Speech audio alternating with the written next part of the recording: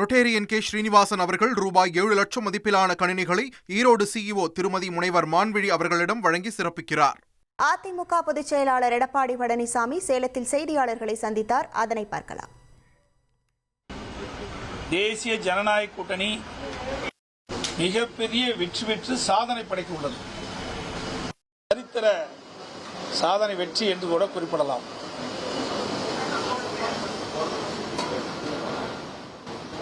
இந்திய கூட்டணியைச் சேர்ந்தவர்கள் பீகார் தேர்தலுக்கு முன்பாக எவ்வளவு விமர்சனங்களை வைத்தார்கள். எஸ்ஐஆர் நடைபெறுகிறது ஒரு மோசடி என்றெல்லாம் குற்றம் சுமத்தினார்கள். எஸ்ஐஆர் பணி என்பது உண்மையான வாக்காளர்கள் தேர்தலிலே அவர்கள் பங்கு பெற வேண்டும் என்ற அடிப்படையில் தான் எஸ்ஐஆர் பணி மேற்கொள்ளப்பட்டது. ஆனால் இந்திய கூட்டணியைச் சேர்ந்த கட்சிகளெல்லாம் திமுக உட்பட பல்வேறு விமர்சனங்கள் செய்யப்பட்டன. அதையெல்லாம் மீறி இன்றைய தினம் தேசிய ஜனநாயக கூட்டணி சுமார் 208 இடங்களில் முன்னிலை வைத்து மிகப்பெரிய வெற்றி பெற உள்ளது. இதிலிருந்து தெரிய வருவது உண்மையான வாக்காளர்கள் வாக்காளர் பட்டியலில் இடம்பெற வேண்டும் என்று மக்கள் விரும்புகின்றார்கள். அதேபோல தமிழகத்தை பொறுத்த வரைக்கும் இந்த எஸ்ஐஆர் பணி தேர்தல் ஆணையம் அறிவிக்கப்பட்ட உடனேயே திமுக கூட்டணியில் அங்கம் வகிக்கின்ற கட்சிகள் அனைத்துமே இதை எதிர்த்தன. அதற்கு காரணம் பல ஆண்டுகளாக வாக்காளர் பட்டியலில் இறந்தவருடைய பெயர்கள் தொடர்ந்து இடம்பெற்று வந்தன. அதோடு நகர பகுதியிலே மாநகராட்சி, நகராட்சி, பேரூராட்சி பகுதியிலே வசிக்கின்றவர்கள் அந்த பகுதியில் இருந்து வேறொரு இடத்திற்கு குடிபெயர்கின்றார்கள். அப்படி குடிபெயர்களுடைய வாக்காளர்களும் அந்த வாக்காளர் பட்டியலில் இடம்பெற்று வந்தன. அதையெல்லாம் எஸ்ஐஆர் பணி மேற்கொள்கின்ற பொழுது இறந்தவர்கள், குடிபெயர்ந்தவர்கள், போலி வாக்காளர்களை கண்டறிந்து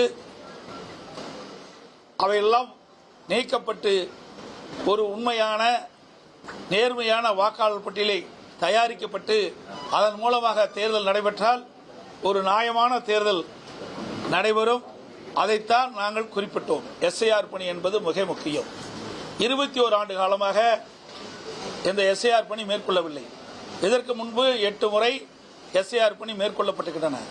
21 ஆண்டு காலமாக இந்த பணி மேற்கொள்ளாத காரணத்தினால் இறந்தவர்களும் ஒரு இடத்தில் குடிபெயர்ந்தவர்கள் மற்றொரு இடத்திற்கு குடிபெயர்ந்தவர்களும் அந்த வாக்காளர் பட்டியலிலே தொடர்ந்து இடம்பெற்று வந்த காரணத்தினால் ஒவ்வொரு தொகுதியிலும் பல்லாயிரக்கணக்கான வாக்குகள் அப்படியே அந்த வாக்காளர் பட்டியலில் இடம்பெற்று வந்தது. இந்த எஸ்ஐஆர் பணி மேற்கொள்கின்ற பொழுது வீடு வீடாக பிஎல்ஓ சென்று அவளை விசாரித்து அந்த வீட்டில் வசிக்கின்ற உரியவரிடம் வாக்காளர் படிவங்களை கொடுக்கப்பட்டு அதை பெற வேண்டும். அதுதான் எஸ்ஐஆர் பணியுடைய திட்டம், நடைமுறை. ஆனால் தமிழகத்தில் இந்த எஸ்ஐஆர் பணி பல்வேறு மாவட்டங்களிலும், சென்னை மாநகரம், பல்வேறு மாநகராட்சியிலும் சுணக்கமாக இருந்து கொண்டிருக்கின்றது. இதற்கு காரணம் அரசாங்கம் இதிலே தலையிடுகிறது. சென்னை மாநகராட்சி பொறுத்த வரைக்கும் அந்த பிஎல்ஓவாக நியமிக்கப்பட்டவர்கள் 4ஆம் வரை தான் படிச்சிருக்கிறார். அவர்கள் எப்படி போய் வாக்காளர் இடத்துல இந்த வாக்காளர் படிவத்தை கொடுத்து அந்த வாக்காளர் எடுத்து சொல்ல முடியும் விவரங்களை? இதை நான் சம்பந்தப்பட்ட அதிகாரிகளிடத்திலே எங்களுடைய கழக நிர்வாகிகள், பொறுப்பாளர்கள் தெரிவித்தும் கூட அதையெல்லாம் மாற்றாமல் இருக்கின்றார்கள். வேண்டுமென்றே திட்டமிட்டு எஸ்ஐஆர் பணி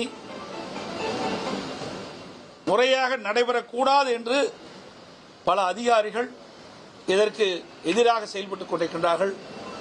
இந்த அரசாங்கம் அவர்களுக்கு வாய்மொழி உத்தரவாக பிறப்பிக்கப்பட்டிருப்பதாக எங்களுக்கு தகவல் கிடைத்திருக்கின்றது.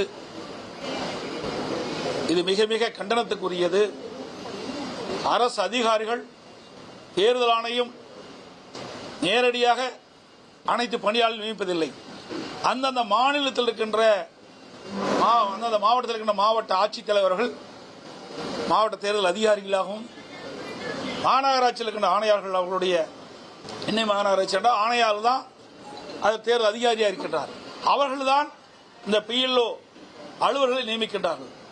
அப்படி அவர்கள் அலுவலை நியமிக்கின்ற பொழுது தகுதியானவர்களை நியமிக்காத காரணத்தினாலே பல்வேறு இடங்களிலே குளறுபடி இருந்து கொண்டிருக்கின்றது இந்த SIR பணியிலே.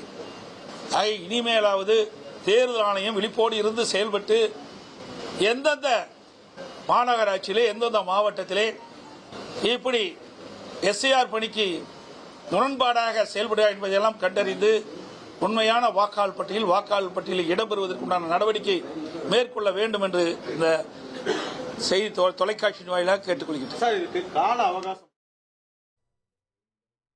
தமிழகத்தில் SIR பணியில் குளறுபடி ஏற்பட்டிருப்பதாகவும், தமிழகத்தில் SIR பணி ஏன் தேவை எனவும் செய்தியாளர்களிடம் எதிர்க்கட்சித் தலைவர் எடப்பாடி பழனிசாமி விளக்கமளித்தார். அதனை நாம் பார்த்தோம். Rotarian K. ஸ்ரீனிவாசன் அவர்கள் ரூபாய் 7 லட்சம் மதிப்பிலான கணினிகளை ஈரோடு CEO திருமதி முனைவர் மான்விழி அவர்களிடம் வழங்கி சிறப்பிக்கிறார்.